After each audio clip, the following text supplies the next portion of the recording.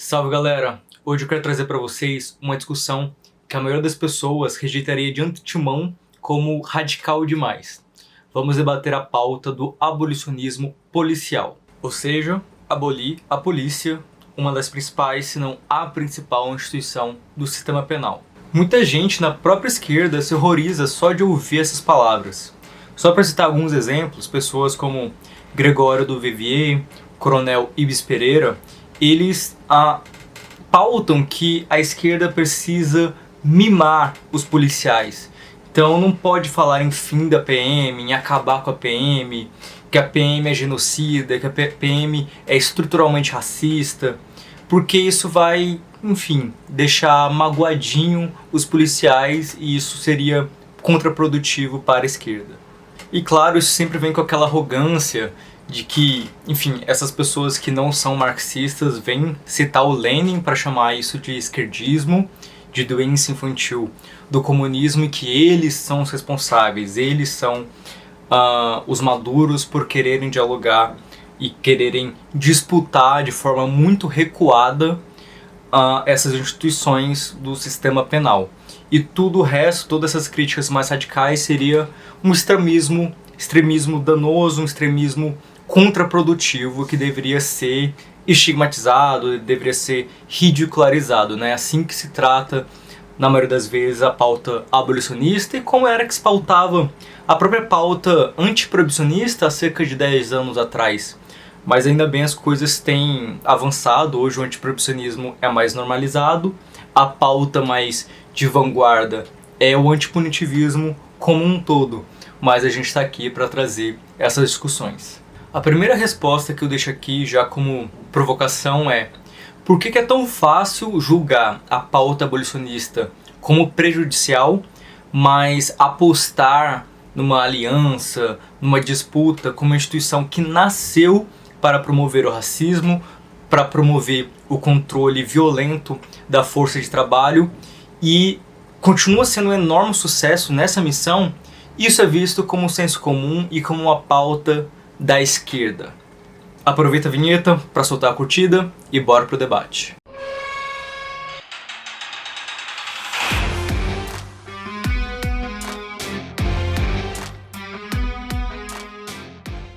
Então, gente, no Brasil, a polícia foi criada no Brasil imperial escravocrata e tinha como principal função justamente perseguir a população negra, principalmente aqueles que tentavam escapar dessa condição da escravidão.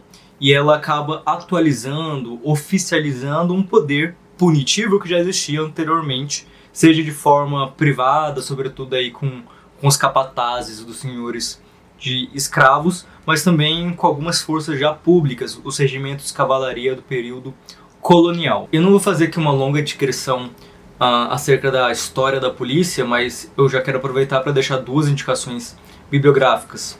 A primeira é O Corpo Negro Caído no Chão, o Sistema Penal e o Projeto Genocida do Estado Brasileiro, que é uma dissertação de mestrado da professora Ana Flausina.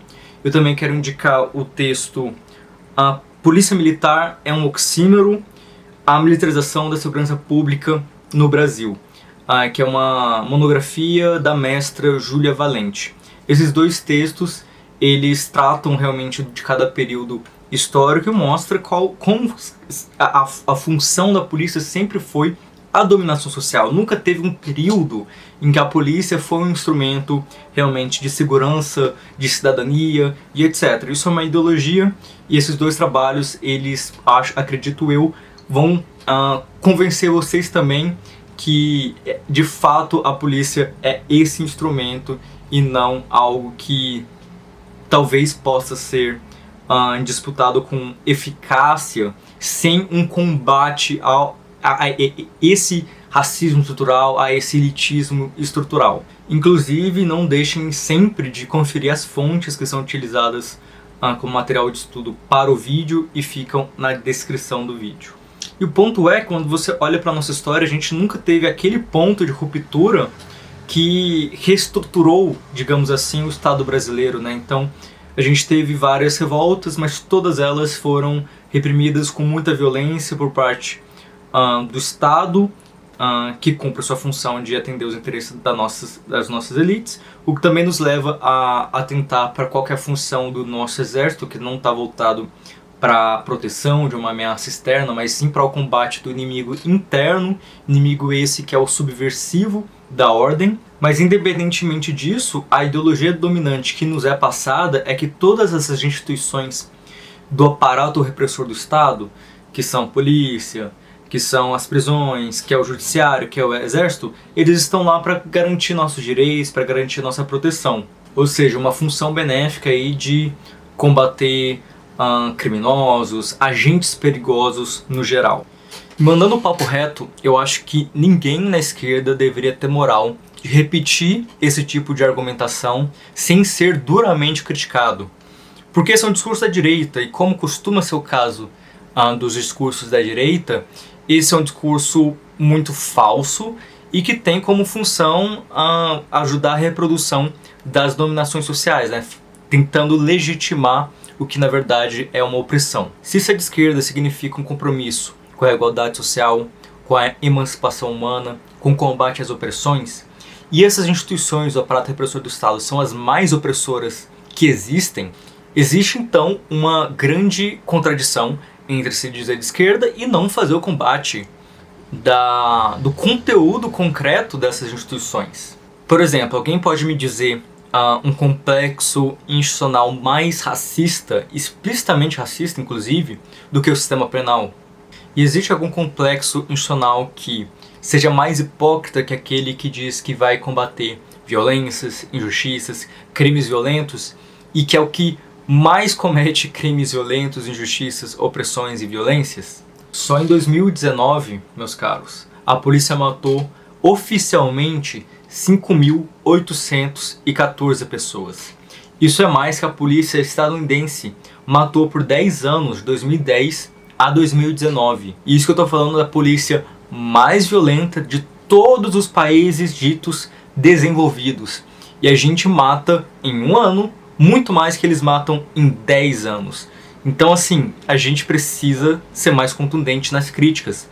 E quais são as vítimas, né? O perfil dessas vítimas é um pouco diverso quando a gente vai pensar em idade, mas a gente tem reiterados casos de crianças sendo vitimadas, né? A gente teve a menina Agatha Félix, o menino João Pedro, e sempre com esse pretexto de que não foi por querer, foi uma bala perdida, mas essa bala perdida sempre acontece num local específico das nossas cidades. A questão desse genocídio da juventude negra no Brasil já foi debatido aqui no canal com mais profundidade em 2 vídeos. Um é o Bolsonaro e o militarismo, e o outro é a intervenção federal militarizada no Rio de Janeiro. E os dois discutem como é que se legitima esse tipo de funcionamento da segurança pública e do aparato policial, e como se legitima essa letalidade policial com base em dispositivos como os autos de resistência, ao invés de investigar aquela morte específica, ter foco aí na perícia, nas circunstâncias daquela morte, né, daquela extração de uma vida. O foco vira em discutir o perfil da vítima. Então, aqui são 3 fatores principais, né? Cor da pele, classe social e onde aconteceu o assassinato, né? Se foi numa periferia, ainda mais se você pode alegar que, olha, tem traficantes nessa periferia, você acaba legitimando que, olha, o policial ele estava aí sobre forte emoção e ele atirou em autodefesa e acabou matando alguém, mas ele não pode ser responsabilizado por isso. E aí é assim que acontece, né? Os policiais matam dezenas de pessoas e não são sequer afastados. Eu mencionei agora há pouco a origem colonial da polícia porque é importante demarcar que desde então até hoje a função desse aparato de repressão é atender os interesses do mesmo grupo social, que são homens brancos proprietários. E esse não é um problema específico ao Brasil, pelo contrário, você tem uma origem colonial, isso impacta todos os países aí que tem uma relação com a colonialidade, né? Então é um problema central, seja aqui no Brasil, seja nos Estados Unidos, seja na Nigéria e de certa forma nos próprios países coloniais que também tem um sistema estruturalmente seletivo e voltado para a população não branca. Nenhum debate sobre segurança pública ou sistema penal de fato é realista se ele abre mão de pautar como o colonialismo, o racismo e o capitalismo estruturam esse sistema e que os alvos do sistema penal não são os criminosos, mas sim a população que só tem valor enquanto valor de uso da sua força de trabalho. Passamos boa parte de 2020 mesmo observando os protestos antirracistas nos Estados Unidos, nessa chamada maior democracia do mundo, né, líder da ordem global. A gente também está vendo, principalmente a partir de outubro, os protestos na Nigéria contra uma força policial chamada SARS, né, que é um esquadrão especial contra roubos. Então ele também se legitima nessa ideologia de defesa social, de proteção de roubos, etc. Mas em nome disso ela promove extorsões, estupros, torturas e um monte de execuções extrajudiciais. Ou seja, uma tropa de elite que deveria ser uma força de segurança, mas ela é tida praticamente como uma das instituições mais corruptas daquele estado. Infelizmente, essa campanha em relação ao SARS ganhou muita visibilidade global por causa da adesão de celebridades. Eu mesmo fiquei sabendo pela primeira vez dessa temática a partir do posicionamento de um nigeriano campeão do peso médio do UFC chamado Israel Adesanya, que, enfim, estava divulgando isso no Twitter, divulgou algumas cenas de tortura muito pesadas. Eu cheguei a compartilhar isso também no meu Twitter, mas a gente teve o Lewis Hamilton, a gente teve celebridade da música, Rihanna e outras pessoas também pautando aí o fim da SARS, pauta de reforma policial. Mas enfim, não vou entrar muito nisso agora, mas eu vou deixar uma matéria do excelente portal Ponte, que trata das semelhanças da SAR com outras tropas de elite que a gente tem aqui no Brasil. E agora, outra semelhança que a gente tem entre Brasil, Estados Unidos e Nigéria é que os protestos contra a brutalidade policial são respondidos com mais brutalidade policial. E é importante a gente comentar essa expressão brutalidade policial porque ela é redundante, porque a regra da polícia é justamente essa, não é tratar os cidadãos com respeito, respeitando os direitos sociais. Pelo contrário, é justamente brutalizar a maioria da população em benefício da elite. Então, isso é brutalidade policial, ou como diz alguns abolicionistas, como Dylan Rodrigues, que eu vou deixar um link aqui para um vídeo dele, que ele faz justamente esse questionamento sobre brutalidade policial, que ele fala que talvez não é o caso da gente falar em brutalidade policial. A gente deveria falar simplesmente em prática policial, e que essa brutalidade é a prática hegemônica.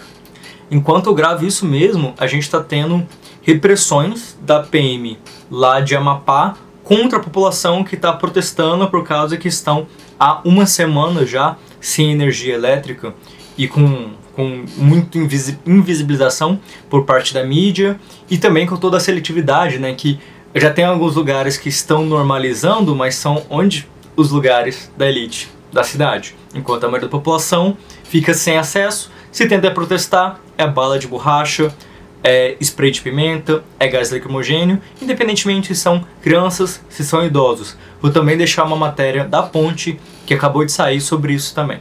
E outra coisa que é importante da gente debater aqui é que sempre que surge um clamor mais intenso de crítica ou de protestos de rua contra a polícia, surge também, principalmente na mídia, uma tentativa de domesticar essa raiva legítima num viés moderado em relação às instituições. E eu não acho que nem o termo reformismo é o melhor para designar essas pautas. Eu acho que isso é melhor chamado de melhorismo. A minha ideia é, não, vamos melhorar as polícias, sem nenhum questionamento mais profundo sobre o funcionamento histórico dessa instituição.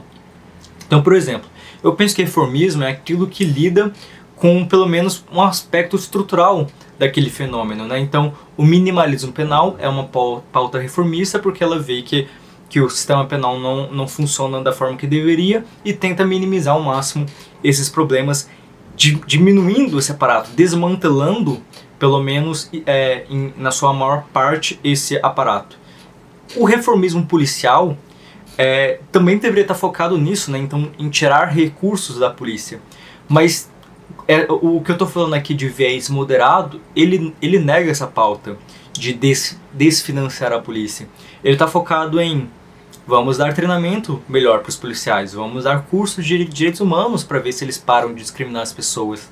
Vamos investir mais dinheiro para que eles tenham câmeras acopladas ao corpo, como se isso fosse evitar os seus crimes, como se o próprio caso dos Estados Unidos, né, o próprio assassinato de George Floyd, não demonstrasse que essa polícia ela não se sente constrangida a torturar e a matar sob mira dos smartphones, né? Então eu acho que é uma visão extremamente despolitizada que fica nesse viés melhorista. E na contramão, um dos slogans que ficou mais famoso lá nos Estados Unidos foi justamente esse defund the police, né? Então é desinvestir na polícia, desfinanciar a polícia. E o que eu mais gosto nesse slogan é que ele presume que a polícia é o problema. Não é que ela não esteja funcionando, não é que ela esteja fracassando. Ela é o problema justamente porque ela está funcionando segundo o mesmo paradigma há cerca de 200 anos ou mais. E eu acho que é esse tipo de coisa que a esquerda deveria pautar nessa temática da segurança pública. São pautas de reformas não reformistas, ou seja, que elas apontam para a superação do próprio sistema ao qual ela é alvo. E uma ótima forma de fazer isso é realmente tirando o dinheiro, tirando o financiamento, porque quanto menos financiamento o aparato de repressão tiver, menos condição ele vai ter de estar promovendo o seu genocídio dia a dia. Então eu quero ler aqui para vocês um trecho de um manifesto chamado Aid to Abolition, que vai deixar, eu acho, mais concreto o que se quer dizer quando você tem esses militantes debatendo o fim da polícia. Esse documento ainda não está traduzido, que eu saiba, mas assim que tiver eu também vou deixar aqui nas referências. Então, abre aspas. Como abolicionistas, reconhecemos que as reformas não reduzem o poder da polícia, inclusive as propostas pela Aitken-Waite. Simplesmente criam novas oportunidades de vigiar, policiar e encarcerar pessoas negras, indígenas, pobres, com deficiência, trans, não binárias, queer, migrantes e as que trabalham na economia de rua. Acreditamos em um mundo onde não haja assassinatos pela polícia porque não haverá polícia, e não porque a polícia é mais treinada ou mais fiscalizada. Na verdade, a história já demonstrou que é impossível acabar com a violência policial com mais treinamento ou fiscalização. Também sabemos que a polícia e as prisões não vão desaparecer amanhã. Em vez disso, defendemos a importância estratégica de reformas não reformistas, ou medidas que reduzam a escala, alcance, poder, autoridade, legitimidade das instituições criminais. Também estamos cientes das constantes tentativas por parte de atores do sistema penitenciário de cooptar e remodelar a abolição usando uma narrativa de redução de danos, assim como estamos testemunhando com a campanha Aitken-Waite. Para nós, o abolicionismo não é só questão de desmantelar sistemas criminais como a polícia e as prisões, que interrompem as vidas de pessoas negras e pobres, mas sim uma questão de construir sistemas sustentáveis que reduzem, previnem e abordam problemas de uma forma melhor. Buscamos um modelo reparativo em que nossas comunidades, oprimidas pela polícia e pelo encarceramento em massa, por séculos, recebam a devida reparação de cada corporação e instituição que já lucrou com o trabalho da polícia.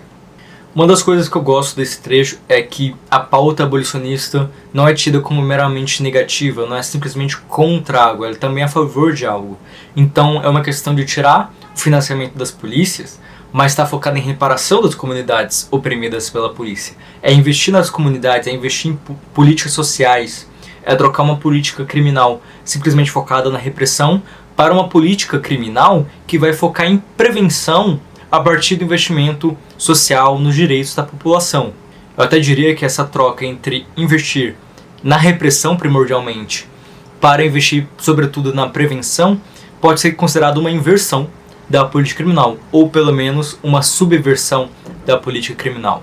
Agora, eu abordaria a questão do abolicionismo e das reformas de uma forma um pouco diferente, porque eu não acredito que é o conteúdo de cada reforma que vai ditar exatamente se ela é reformista ou não reformista. Eu acho que o mais importante do que o conteúdo da reforma em si é o movimento social que está dando lastro à pauta dessa reforma ou conjunto de reformas. Por exemplo, eu não entendo que exista pautas puras, radicais, que não possam de qualquer forma ser esvaziadas do conteúdo radical, que não possam ser cooptadas pelo Estado. Para mim, o mais importante é a gente perceber quão politizado, quão organizado e quão mobilizado está o movimento social por trás de uma agenda de pautas, né? No fim das contas, o que vai ditar o sucesso ou não de uma pauta ser cooptada ou ser uma ruptura vai ser a disputa, a correlação de forças. Então, para mim, o foco da estratégia é a gente estar sempre acumulando forças para pautar cada vez mais mudanças mais profundas, mais estruturais. Para quem quiser saber o que eu penso e não ficar me repetindo aqui, no meu último vídeo eu debato a dialética entre reformas e revolução, explico a minha visão de não ser nem muito cada um dos extremos. Eu acho que uma pauta reformista, uma articulação reformista pode ser estrategicamente vinculada com uma disputa revolucionária, socialista, antirracista, feminista e etc. E eu também tenho um vídeo em que eu debato como combater o crime com radicalidade, que eu também explico como eu vejo o minimalismo penal com inversão punitiva com o potencial muito forte de disputar a hegemonia política criminal no Brasil rumo a rupturas politizadas acerca das dominações sociais e que tendem a atrair pessoas que estão despolitizadas para uma visão mais crítica que vai ser funcional para essa estratégia reformista e revolucionária. Então, assim, para mim, eu não sou contra, por princípio, mediações com o sistema penal, com táticas punitivas ou dialogar com pessoas que estão dentro do sistema penal, do aparato repressor do Estado. O que para mim é importante é estar articulando esse tipo de tática com uma finalidade estratégica, isso estar relativamente bem justificado e que o foco dessa estratégia não seja simplesmente disputar pela elite, né, por pessoas que já têm poder, mas ela tem o foco em disputar a população para construção de alternativas de baixo para cima, né? Então, o que eu proponho não é nenhuma coisa que eu quero impor às pessoas, é uma sugestão de pauta, mas eu quero pautar aquilo que vem de baixo para cima. Agora, partindo para os comentários finais, para mim não há dúvidas que esse Estado precisa ser destruído e principalmente esse aparato de repressão do Estado. Agora, eu ainda preciso estudar mais para entender melhor quais são outras alternativas que a gente possa apresentar.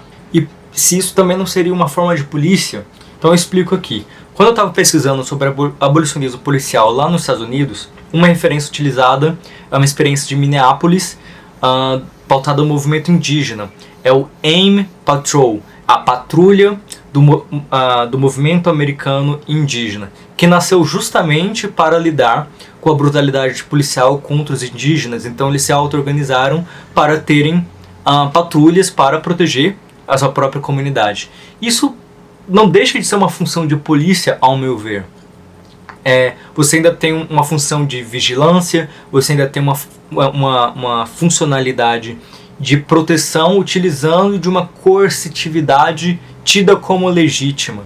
Então eu acho que claramente os conteúdos são opostos entre o policiamento desse Estado burguês, racista, patriarcal e um tipo de patrulha popular. Mas a patrulha popular também não pode ser dita que é uma polícia popular ou uma milícia popular. Eu não sei se a questão aqui é a gente ficar debatendo terminologicamente qual que é a melhor expressão para designar isso. A questão é que mesmo quando a gente fala em abolicionismo policial, a gente não está falando contra todo tipo de aparato que vai ter legitimidade no uso de coerção, de violência. Como eu disse anteriormente, o foco vai estar na construção de uma sociedade o mais igualitária possível, menos opressora, menos violenta. Isso já diminui o grosso dos problemas de violência e etc. Mas ainda assim, eu acho ingênuo a gente falar que não vai ter um aparato focado em coercitividade. O ponto é, isso ainda vai ser polícia? Isso é uma dúvida que eu queria deixar para vocês conversarem também comigo, porque eu acho que, enfim, a forma polícia é semelhante, mas o conteúdo da polícia está invertido. Então, se a nossa polícia é burguesa, patriarcal, colonialista, racista, o conteúdo dessa polícia proletária é ela ser antirracista, ela ser feminista, ela combater todo tipo de discriminação, mas ainda assim a gente vai ter um tipo de aparato focado em vigilância e coercitividade, ainda que a própria forma seja distinta, porque isso não vai estar vinculado ao Estado, vai estar vinculado à comunidade, e a comunidade vai poder pautar democraticamente quem vai fazer essa função, por quanto tempo, qual que é o rodízio. Então é extremamente mais informal e menos rígido essa constituição de uma patrulha, de uma milícia, de um poder popular focado aí nessas funções. Mas ainda assim, eu acho que a forma é semelhante. A função declarada é muito semelhante. Então, será que é o foco de falar em abolicionismo policial como um todo, ou abolicionismo dessa polícia que a gente tem nos nossos países? Mas a gente ainda vai ter um tipo de polícia diferenciada também nesse viés reformista revolucionário. Então, assim, essas são minhas dúvidas. Também posso dizer que isso para mim não é um grande conflito, porque eu não sou anarquista, eu sou marxista. Então eu não estou preocupado em construir uma sociedade extremamente cooperativista e não violenta de uma hora para outra. Essa não é a minha utopia passa pelo socialismo, no socialismo tem Estado, no socialismo tem aparato repressor. Então minha preocupação é que a forma e o conteúdo desse aparato seja inversa ao que existe atualmente. Então essa alternativa do AIM Patrol, para mim já é muito distinta, porque ela pauta essa questão da segurança de baixo para cima e não de cima para baixo. O perigo aí é que, como em todo o processo revolucionário, é que o processo fique engessado, burocratizado, e aí o conteúdo e a forma se distanciem daquilo que o socialismo propõe a ser. Mas isso aí é outro tema que não vai dar tempo de tratar agora. Enfim, é isso. Quero saber o que vocês pensam sobre todo esse tema polêmico e difícil. Da minha parte, por mais distante que a gente esteja dessas transformações, é importante a gente discutir isso hoje, senão a gente nunca vai sair do lugar. Nesse mundo que atualiza ano a ano essas práticas genocidas, a gente tem o dever de ter um senso de urgência guiando a nossa praxis na atualidade. Nossos pensamentos e articulações entre reforma e revolução. E é isso por hoje. Divulguem um trampo do Cifra Oculta, compartilhem, e é nóis.